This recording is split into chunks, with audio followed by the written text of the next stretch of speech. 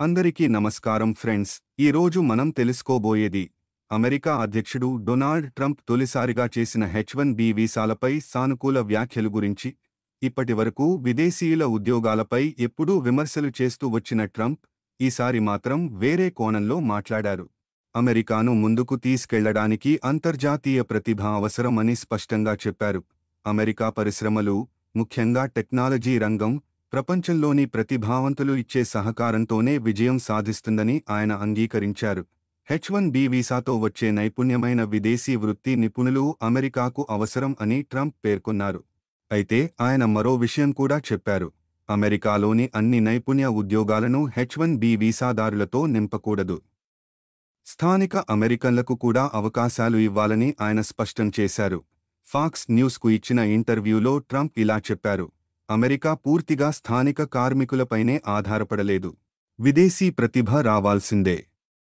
కానీ లక్షలాది విదేశీయులతో మొత్తం ఉద్యోగాలను నింపేయడం కూడా కరెక్ట్ కాదు. ట్రంప్ ఒక ఉదాహరణ కూడా ఇచ్చారు. హ్యుందాయ్ ఫ్యాక్టరీలో అక్రమంగా పనిచేస్తున్న కొందరు వలసదారులను అమెరికా అధికారులు దేశం నుండి పంపించారని చెప్పారు.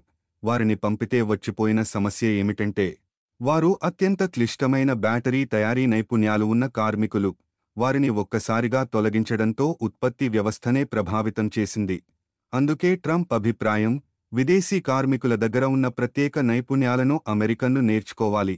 అలాగే ఉద్యోగం లేక చాలా కాలం ఖాళీగా ఉన్నవారిని హఠాత్తుగా అత్యున్నత పని చేయమంటూ పెట్టలేం. మరో ఉదాహరణగా ఆయన చెప్పారు. ఒక విదేశీ కంపెనీ రక్షణ రంగంలో బిలియన్ల పెట్టుబడి పెట్టాలనుకుంటే వెంటనే నిరుద్యోగ అమెరికన్లను క్షిపణులు తయారు చేయమని పెట్టడం అసాధ్యం. చివరగా, ఇటీవలి కాలంలో ట్రంప్ H-1B వీసాల ఫీజును భారీగా పెంచినా, ఇప్పుడు విదేశీ ప్రతిభ ప్రాముఖ్యతను గుర్తించడం గమనించదగిన విషయమని విశ్లేషకులు అంటున్నారు.